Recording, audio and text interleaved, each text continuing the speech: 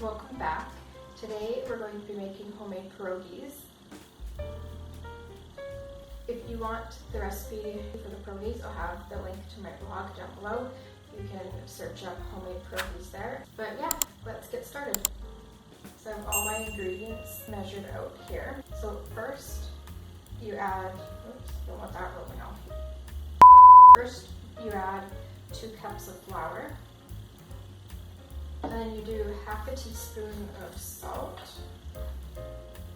And I'm just going to stir that to combine. And then you add in 1 large egg into the flour and salt.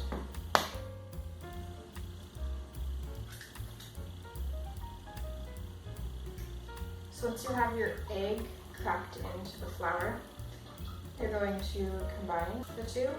And that's going to form like a really rough, shaggy texture.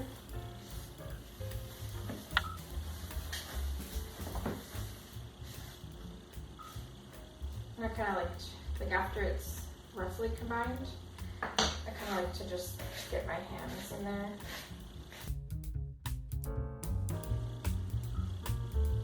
And then as you can see, it's just really rough and clumpy. If you've made pie crust, it's kind of similar to the texture of that. So that's combined there. And then next, you add in your sour cream. So you have half a cup here. If you don't have enough sour cream, you can do half the amount in sour cream and half the amount in mayo. I have done that before and that worked. I also tried to sub in just half a cup of mayo once and that didn't work.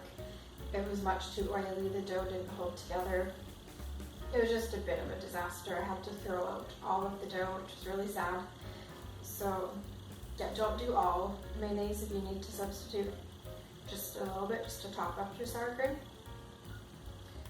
But I'm going to go ahead and add that in. Then you also add your 4 tablespoons of butter at room temperature.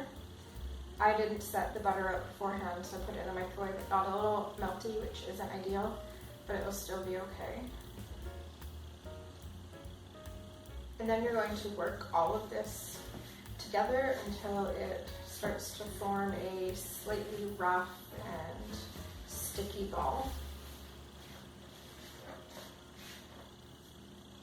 I'm just going to go in with my hands again.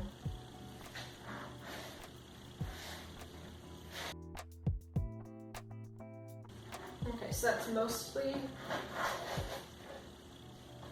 combined. There's some dry bits on the bottom still, but that's okay. At this stage, you want to just put everything out on the counter, and then using just your fingertips as much as possible, you're going to lightly knead and fold the dough. You do not want to add any additional flour.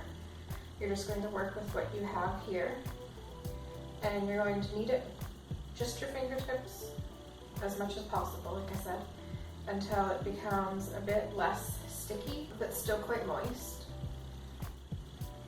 So I'm just going to do that. It doesn't take too long.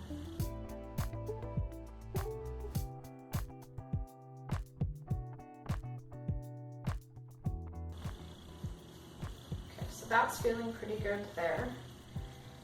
It's less sticky, it's just like a very moist, slightly sticky dough. So at this point, you're going to want to wrap this into plastic wrap. So I'm going to get some plastic wrap out. Alright, and you want to wrap the dough ball quite securely so you don't want it to dry out at all in the fridge.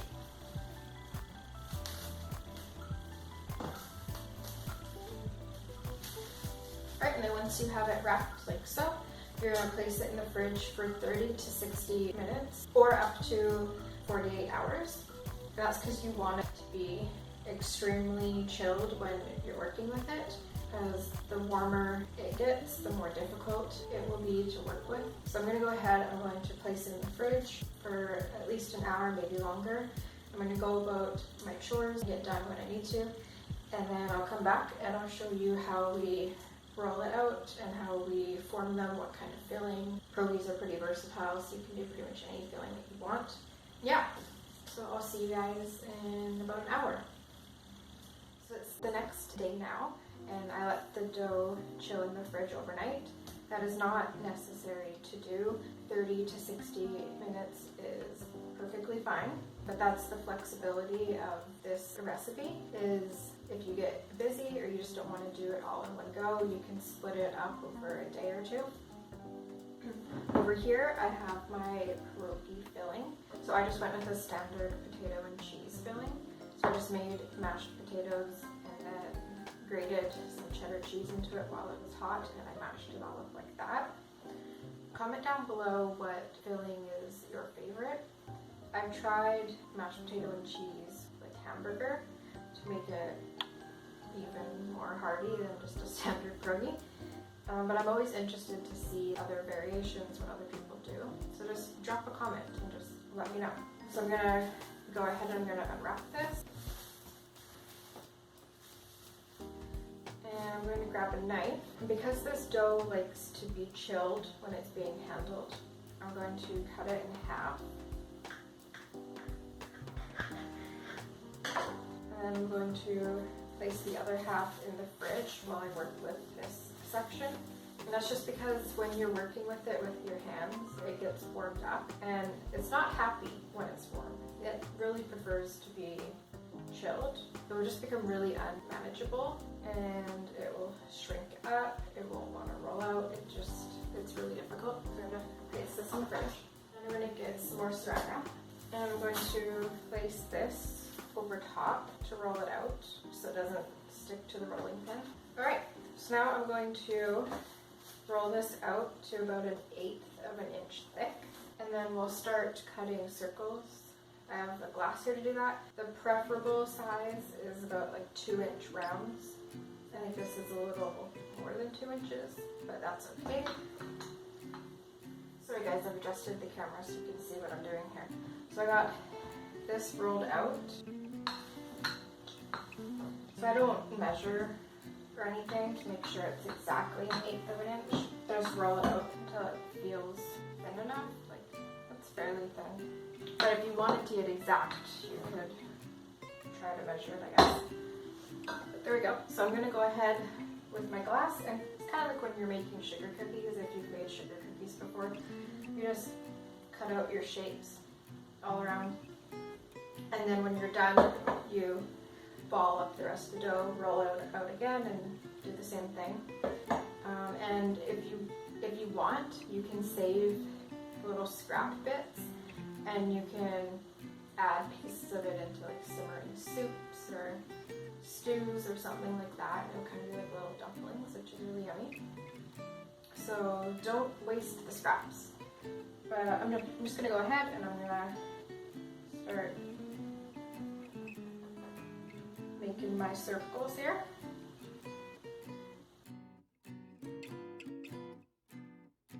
Alright, so I got my first 11 cut out here. This recipe should make 3½ dozen, so I got a bit to go yet. I'm going to show you how I fill and close these. So you want to do 1½ teaspoons of filling into each round here. Approximately. Sometimes I do a little more if I feel like I can squeeze in a little more filling. So there's one. Right. I'm going to see if I can zoom the camera in really close so you can see. Alright, so I have you guys nice and zoomed in so you can see what I do. Okay, so you got the filling in the middle here. You don't want to overfill them because then they might burst open during like the boiling and frying. But what you want to do is you want to sort of try to stretch the dough and then kind of just press it down, and then just kind of go down along the edges. Try and seal the pierogi. And sort of like pinch it with your fingers all the way to the edges, and take a fork and just like press the tines of the fork all around to make sure it's nice and sealed well. You don't need to, but I like to flip it over and do the same on the other side. Kind of doing like a down and forward sweeping motion with the fork all the way around. And then you have a pierogi. Some of them look a little prettier than others, but they all taste just as delicious at the end. That's the first pierogi done. So I'll show you again if you want to see.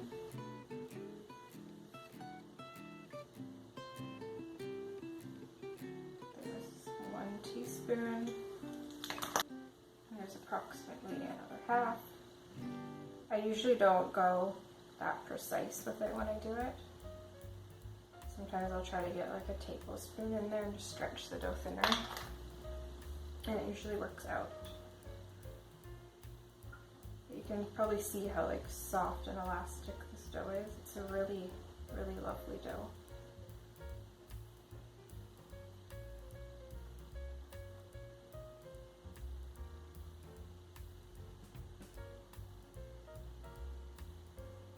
This one I think is going to be a pretty good looking pierogi.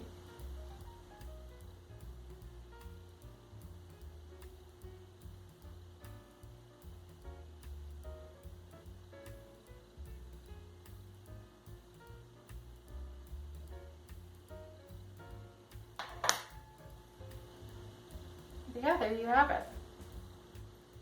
Homemade pierogies.